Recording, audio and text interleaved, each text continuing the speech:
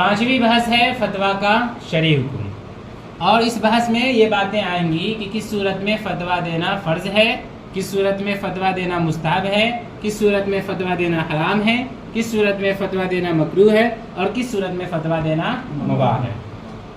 جن صورتوں میں فتویٰ دینا فرض ہے پھر اس کی 2 قسمیں ہیں، بعض صورتوں میں فتویٰ دینا فرض عین ہے اور بعض صورتوں میں فتویٰ دینا فرض کفایہ ہے۔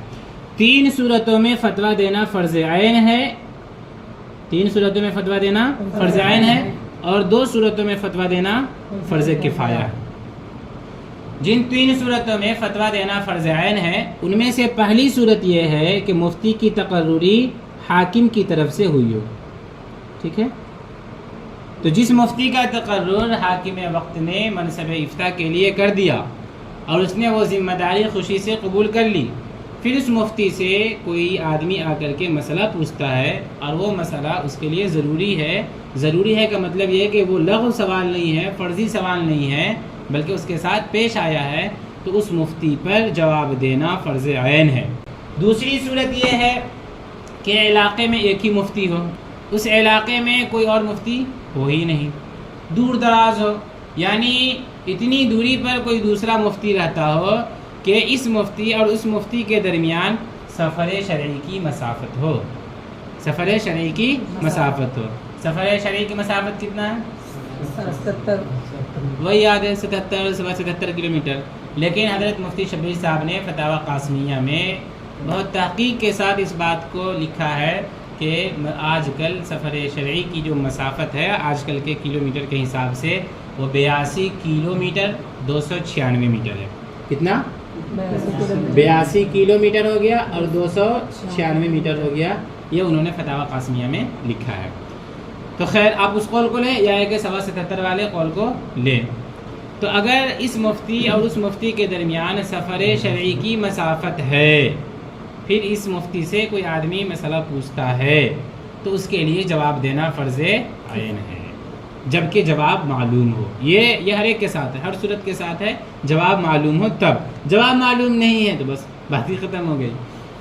تو دوسری صورت کیا ہو گئی کہ علاقے میں ایک ہی مفتی ہو، یعنی وہ اپنے علاقے کا اکیلا مفتی ہو، تنہا مفتی ہو، ٹھیک ہے۔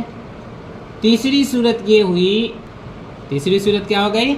مستفتی کو فوری جواب کی ضرورت ہو، سائل کوئی ایسا سوال کرے کہ اگر اسے فوراً اسی وقت جواب نہیں دیا گیا تو پھر یہ اندیشہ ہے کہ وہ کسی گناہ میں مبتلا ہو جائے گا، یا ہے کہ پھر اس عمل کا وقت ہی ختم ہو جائے گا، پھر بعد میں جواب دینے کا کوئی مطلب باقی نہیں رہ جاتا۔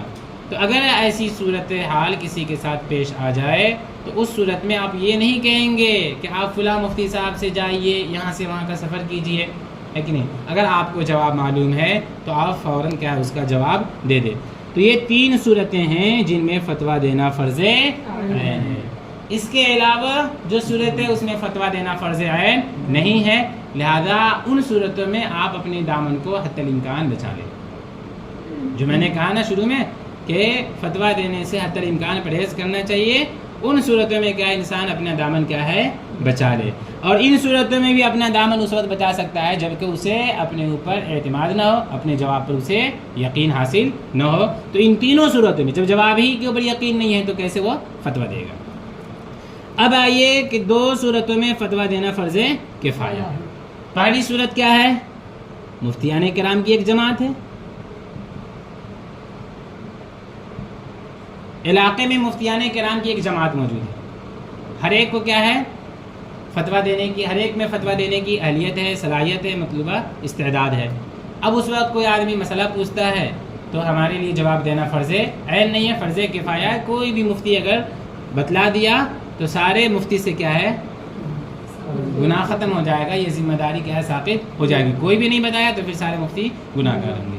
دوسری صورت کیا ہے کہ اس علاقے میں تو مفتیان کرام کی جماعت نہ ہو، یہ اکیلا مفتی ہو، لیکن دوسرے علاقے میں دوسرا مفتی موجود ہو اور ان 2 مفتیوں کے علاقے کے درمیان سفر شرعی سے کم مسافت کی دوری ہو، ٹھیک ہے، سفر شرعی سے کم مسافت کی دوری ہو۔ تو 2 مفتیوں کے درمیان اگر سفر شرعی سے کم مسافت کی دوری ہے تو پھر اس صورت میں بھی جواب دینا کیا ہے فرض کفایہ ہے، سفر شرعی کی مسافت سے کم دوری ہو۔ ٹھیک ہے، تو گویا کہ 5 صورتوں میں فتویٰ دینا فرض ہے، ان میں سے 3 صورتوں میں فتویٰ دینا فرض عین ہے اور 2 صورتوں میں فتویٰ دینا فرض کفایہ ہے۔ بات سمجھ میں آ گئی؟ اب ہم آگے چلتے ہیں۔ فتویٰ دینا کس صورت میں کیا ہے؟ مستحب ہے۔ تو فتویٰ دینا پھر 2 صورتوں میں مستحب ہے، فتویٰ دینا 2 صورتوں میں کیا ہے؟ مستحب ہے۔ پہلی صورت یہ ہے کہ کوئی واقعہ پیش آیا، مفتیان کرام کی جماعت بھی موجود ہے، لیکن وہ مسئلہ ایسا ہے کہ اس میں خوب غور و فکر کی ضرورت ہے، ٹھیک ہے، کسی مسئلے میں غور و فکر کی خوب ضرورت ہو۔ اب اس صورت میں مفتیان کرام کی جو جماعت وہاں موجود ہے تو ہر مفتی کے لیے مستحب یہ ہے کہ وہ اس کی تحقیق کرے۔ ہر مفتی کے لیے مستحب کیا ہے کہ وہ اس کی تحقیق کرے تاکہ صحیح نتیجے تک کیا پہنچنا ہر ایک کے لیے آسان ہو جائے۔ تو اگر کوئی ایسا مسئلہ پیش آئے جس میں خوب غور و فکر کی ضرورت ہو اور وہاں مفتیان کرام کی جماعت موجود ہو تو ہر مفتی کے لیے مستحب یہ ہے کہ اس سلسلے میں غور و فکر کرے اور مسئلے کی جو صحیح صورت ہے اس کو کیا ہے بتائے۔ دوسری صورت کیا ہے؟ دوسری صورت یہ ہے کہ ابھی وہ واقعہ پیش نہیں آیا لیکن بس قریبی زمانے میں پیش آنے والا ہو، قریبی زمانے میں کیا ہے پیش آنے والا ہو۔ قریبی زمانے میں اگر کوئی مسئلہ پیش آنے والا ہے تو اس کے پیش آنے سے پہلے ہی، اس کے پیش آنے سے پہلے ہی اگر اس مسئلے کے بارے میں مفتیان کرام کی جماعت اکٹھا ہو جاتی ہے اور پھر اس سلسلے میں غور و فکر کرتی ہے تاکہ جب وہ مسئلہ پیش آئے تو پھر کیا ہے ہمیں پھر سے بیٹھنے کی ضرورت نہ پڑے بلکہ ہمارے پاس کیا ہے محفوظ ہو اور اس کا جواب کیا ہے ہمیں معلوم ہو اور اس کا جواب آسانی سے دے سکے، تو اس صورت میں فتویٰ دینا کیا ہے مستحب ہے۔ تو ان 2 صورتوں میں کیا ہے فتویٰ دینا مستحب ہے۔ اب آئیے فتویٰ دینا حرام کب ہے نا؟ فتویٰ دینا حرام بھی ہو سکتا ہے۔ پہلی صورت کیا ہے؟ پہلی صورت یہ ہے کہ جواب معلوم نہ ہو۔ پہلی صورت کیا ہے کہ جواب معلوم نہ ہو۔ آپ مفتی ہیں، فتویٰ دینے کی صلاحیت بھی ہے الحمدللہ، منصب افتاء پر فائز ہیں، لیکن جو مسئلہ آپ سے پوچھا گیا اس مسئلے کا جواب مان لیجئے کہ آپ کو معلوم نہیں ہے، تو آپ اس صورت میں فتویٰ دینے سے رک جائیں، آپ کہہ دیں کہ مجھے اس کا جواب معلوم نہیں ہے۔ سمجھ میں آئی؟ امام شافعی رحمۃ اللہ علیہ ان سے پوچھا گیا، ایک مسئلہ پوچھا گیا تو انہوں نے کہا لادری، مجھے اس کا جواب معلوم نہیں ہے، لادری العالم کہا کہ مجھے اس کا جواب معلوم نہیں ہے۔ بعض لوگوں نے کہا کہ آپ کو لا ادری کہتے ہوئے شرم نہیں آئی؟ یعنی اتنے بڑے آپ عالم ہیں تو یہ کہتے ہوئے شرم نہیں آئی کہ مجھے اس کا جواب معلوم نہیں ہے؟ تو انہوں نے کہا کہ فرشتوں کو تو لا ادری لا علم کہتے ہوئے شرم نہیں آئی ہے نا، سبحانک لا علم لنا الا ما علمتنا، فرشتوں نے کیا لا علمی کا اظہار کیا، انہیں کوئی شرم نہیں آئی، تو ہم کیوں شرم کریں؟ تو صحیح بات یہی ہے کہ اگر ہمیں مسئلے کا جواب معلوم نہیں ہے تو ہم کہہ دیں کہ بھائی مجھے اس کا جواب معلوم نہیں ہے، جواب معلوم نہ ہو تو اس صورت میں فتویٰ دینا حرام ہے۔ بس سمجھ آئی؟ دوسری صورت یہ ہے کہ آپ اعتدال کی حالت میں نہ ہو۔ اعتدال کی حالت میں نہ ہونے کا کیا مطلب ہے؟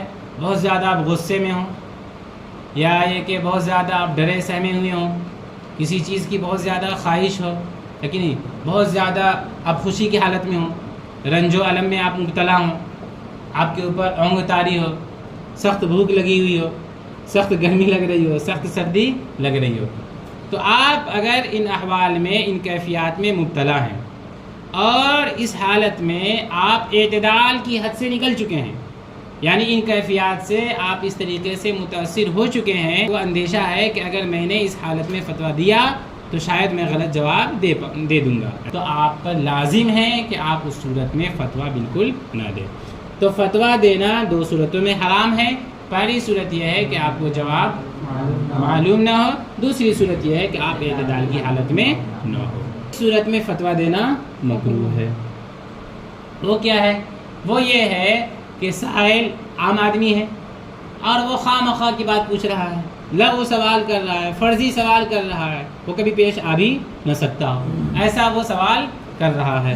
تو اگر لغو کوئی آدمی سوال کر رہا ہے اس کا کوئی دیکھیے بسا اوقات لغو سوال کا بھی فائدہ ہوتا ہے، فرضی سوال کا فائدہ ہوتا ہے۔ مان لیجیے کوئی طالب علم آپ سے پوچھ رہا ہے، کوئی طالب علم تو وہ تحقیق کے لیے پوچھے گا تاکہ اس کی روشنی میں دوسرے مسئلے کو کیا ہے اسی کے اوپر حل کر سکے، اس کا انتباہ کر سکے۔ لیکن عام آدمی ہے خواہ مخواہ فرضی سوال کر رہا ہے کہ اب یہ بتلا دیجیے نا کہ اگر کبھی میرے ساتھ ایسی صورت پیش آ گئی، جبکہ آپ جان رہے ہیں کہ کبھی ایسی صورت پیش آ بھی نہیں سکتی ہے، تو اگر لغو اور فرضی سوال کرے تو اس صورت میں فتویٰ دینا بھی مکروہ ہے اور اس کے لیے پوچھنا بھی مکروہ ہے۔ خود حدیث میں کیا من حسن اسلام المرء ترکہ ما لا یعنی ہے کہ نہیں، یہ خوبی ہے اسلام کی، کیا یہ خوبی ہے کہ وہ لا یعنی چیزوں کو چھوڑ دے۔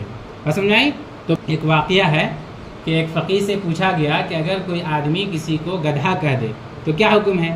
تو انہوں نے کہا کہ کہنے والے کو کوڑے لگائے جائیں گے۔ اس نے پھر سوال کیا کہ اگر کوئی آدمی کسی کو گھوڑا کہہ دے تو کیا حکم ہے؟ تو انہوں نے کہا کہ پھر تم کو کوڑے لگائے جائیں گے۔ کیوں کہ کوئی آدمی کسی کو گھوڑا کہتا ہے، گدھا تو کہتا ہے لیکن گھوڑا نہیں کہتا ہے، تو یہ لغو اور فرضی سوال کیوں کر رہے ہو؟ لہٰذا اگر کسی آدمی نے کسی کو گھوڑا کہہ دیا تو تم کو کوڑے لگائے جائیں گے۔ تو آپ بھی کیا ہے یہی کہہ دیں، لغو اور فرضی سوال کا جواب نہ دیں، اس میں اپنا وقت ضائع نہ کرے، اس کا بھی وقت ضائع نہ کرے۔ آخری صورت کیا ہے کہ فتویٰ دینا کس صورت میں مباح ہے؟ جس صورت میں فتویٰ دینا فرض نہ ہو، حرام نہ ہو، مکروہ نہ ہو، مستحب نہ ہو۔ تو جب کچھ بھی نہیں بچے گا تو کیا ہوگا؟